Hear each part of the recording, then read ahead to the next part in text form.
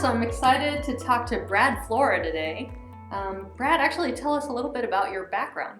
Sure. I went to journalism school and was a freelance tech reporter for a few years, around 2007, 2008. Oh, wow. And I was just really interested in the internet, social media, online marketing, all that good stuff.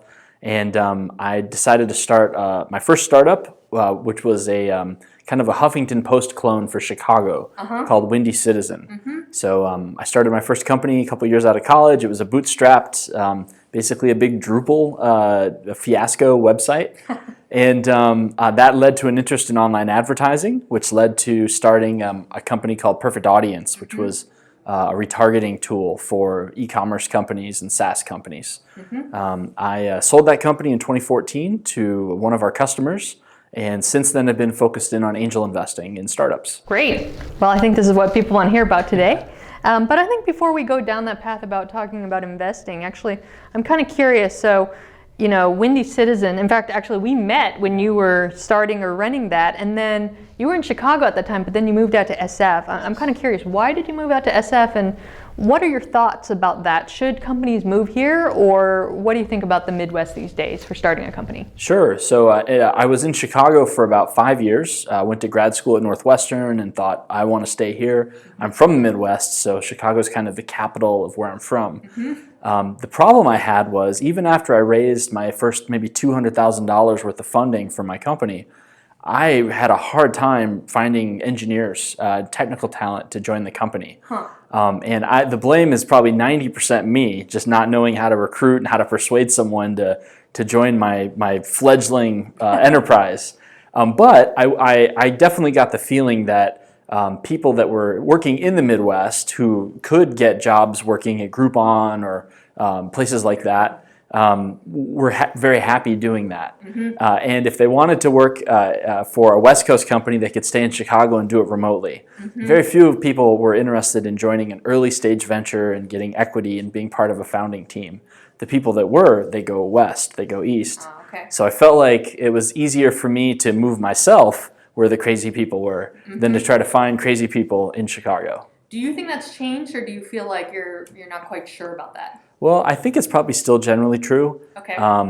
Just that the way I look at it is, doing a startup is so hard, the odds of success are so low that as a founder you have an obligation to your investors, to your customers, to your other teammates, to put yourself in the best possible position to succeed.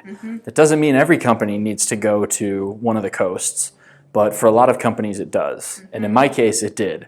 Finding programmers to work with me was very challenging, and I needed to do whatever it took to have a better chance of it. Okay, and then let's kind of talk about, you know, from Windy, you then ended up building what eventually became Perfect Audience. So talk a little bit about the ads business. You know, everybody has some wounds from the ads business, but you know, what are some learnings, like one or two learnings from running that, and what would you advise people with regard to starting an ads business? Would you do it again? So I often ask myself that question: would I start another advertising-oriented company? Specifically, we're talking about ad technology, so ad enablement, not necessarily a media publication that is ad-supported, but a company that's helping people conduct advertising campaigns and so forth. I think it would be really challenging until some new inventory or supply opens up. Let's say AR advertising takes off or something like that, or let's say digital billboards become much more democratized and available to technology companies to work on. Then there may be an opportunity.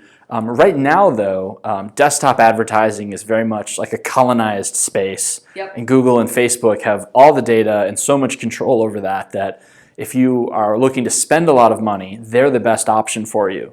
And anyone trying to build an alternative has a really tough time. Even Twitter and Snapchat struggle to get on the media plans of the big brands and companies because Facebook and Google are so strong.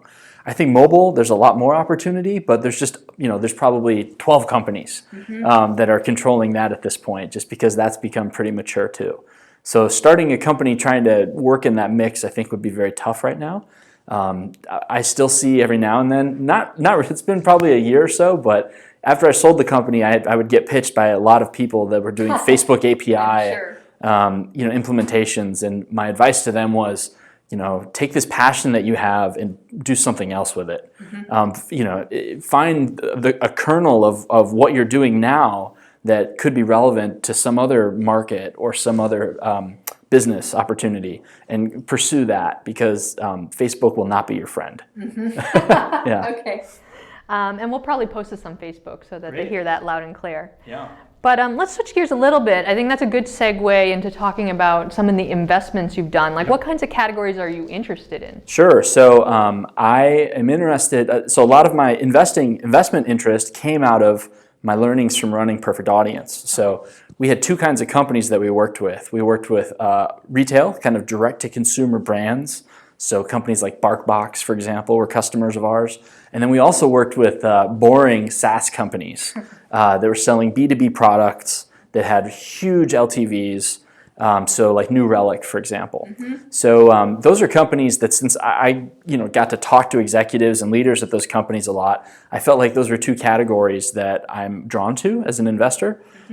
So for example, I invested in a company called Simple Contacts a couple years ago.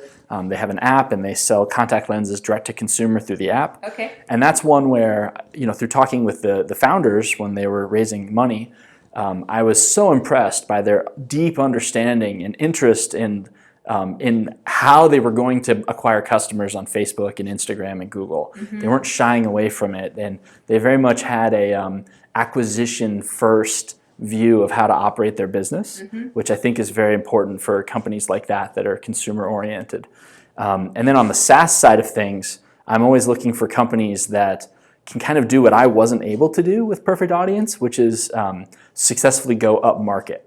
So I invested in a company last year called Armory that is building kind of multi-cloud deployment software to help people make sure that their whole system doesn't crash when they update. And the Armory guys impressed the heck out of me. For example, the head of product spends more than half the week on site, at the different customer offices and talking to the stakeholders for their customer stakeholders, and really getting inside their heads to figure out how they can align their product roadmap to the needs of their customers. And I find that very inspiring as an investor. I was very impressed by them, and so that was a pretty easy check to write. So let me see if I can kind of summarize, because actually I think this is very key. Often as founders, we don't know what particular things investors tend to like more than others. Obviously, no hard and fast rules, but on the direct-to-consumer side, things that impress you tend to be, if you had to classify, customer acquisition. I'd say founders that have their head wrapped around that. Okay. Sometimes I talk to companies that have a really great product concept, and maybe they're even out in the market selling it. And then when you start asking about, well, how much does it cost to get a customer, and how much, what's your payback period, and they don't have quick answers, or you have to drag it out of them. It just makes me wonder, like, it's awesome that you're all about product, but in consumer, growth is everything. When you want to go raise more money, you're raising on your growth rate. When you want to hire people, you're hiring on your growth story. And if you don't have that figured out, and if that's not maybe one of the first things you're thinking about, it's going to be very challenging. And then on the B2B SaaS side of things, a little bit more enterprisey, or ability to be able to go up market with your product. I think good enterprise founders find a way to really practice radical empathy with, in a way that's very boring, I think, to a lot of people. Really understanding what's going to help this executive. Let's say you're selling an HR tool. What's going to help the head of HR get promoted, and what's going to help them look like a hero in the company. And that's not always fun to really put yourself in their shoes and understand that. It's way more fun to build a cool product and then try to convince them that that's what they want. But that's really not what I've seen succeeds. Speaking of companies that I've invested in, but also companies that kicked my butt as an entrepreneur. Yep, very fair. Tell us a little bit about how do you get conviction? And I know that it's hard to really pinpoint what it is. It's A, B, and C. But talk a little bit about that, or maybe your thought process. What goes through your mind? So I was a literature major in college, and then going into journalism, I'm a sucker for stories. Okay. So oftentimes when I'm having the first meeting with a founding team, I just want to know, why this? What led you to this? And I think what I'm looking for there is I'm looking for credible psychology that got them to the point of choosing to work on this business. And I want to know where did you learn the secrets or the information or the knowledge, the insights that led you to think this is the thing that you should focus your time and your attention on for the next 5 to 10 years of your life.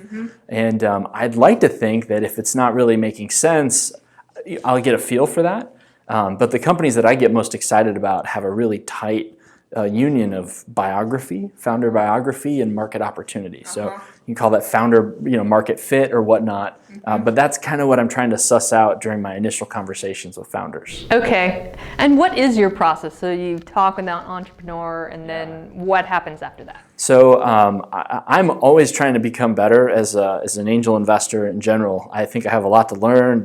I've got friends that are very, very good at this, and I last year read Jason Calacanis's book on angel investing. Okay. And in it, I don't know what I think of him sometimes. He seems like kind of a crazy guy. But I found his book very useful. Quick plug for that. And in it, he has a chapter where he just talks about his process for the first meeting. And I've been trying that out for the last 6 months. Okay. It's really just 4 questions. It's what are you working on? Very specific. Not tell me about your company. Not what's your product. It's what are you working on? Okay. Because it's a little more inviting. It's why are you working on this? It's what unfair advantage do you have? And then the last question is, why are you passionate about this? And just walking through those 4 things, gives you a great opening to have a longer discussion with the founders. So that's what I've been trying, is just going off those simple prompts and seeing where the conversation goes. Okay. And then, do you go home and you think about it for a while, or do you think about it for, I don't know, a day, a couple of weeks? Yep. So my approach is always kind of changing up. I write, when I'm investing outside of, I have a fund that invests in Y Combinator companies where I write slightly larger checks. When I'm investing personally, oftentimes I need to learn a little bit more about the market, about the founders. I may have some follow-up questions that I'll send over via email. I may have other investors that I want them to go talk to, people who I trust and who I think are knowledgeable on the market.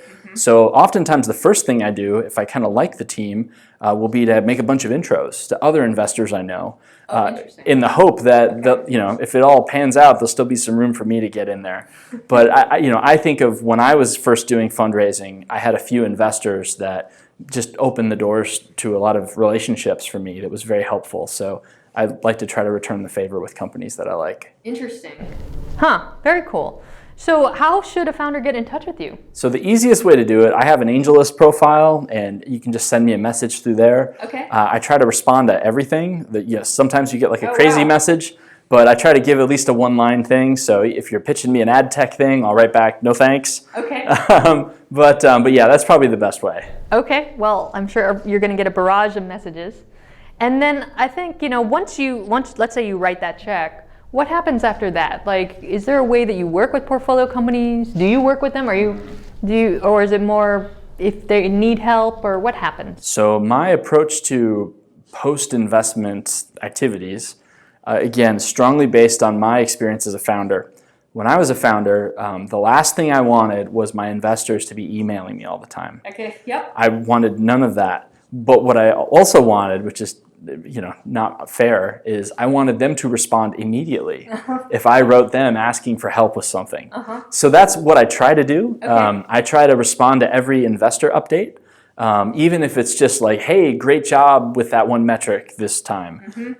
Or if I have a question or something like that. I want people to know that I'm there and I'm available. And then I'm a founder, so it's just a lot of general stuff. One of my favorite things is sometimes companies that have apps, they put out a new version and they need to get a couple reviews in the App Store before it gets listed or whatnot. I'm happy to go in there and write a quick review to help out with that. I've helped people with hiring. I've helped people review resumes. Just whatever can be generally useful. More commonly, probably the most common thing I get asked for help with is just reviewing customer acquisition strategy. Yeah. There's a lot of people that are way better at actually conducting the campaigns than I am necessarily, but it's not that hard to help a company figure out if they're going to misuse Facebook ads or something, and annihilate the first $10,000 they're planning to spend on paid growth. Okay, yeah. Well, and I would actually say that Brad is incredibly responsive over email, putting in a plug Thank for you. on there. I try. All right, well, great. Well, thanks so much for chatting with us, Brad. Thank you. This has been actually very illuminating around like how you invest. So Great. Great, I appreciate it. All right, thank you. Thank you.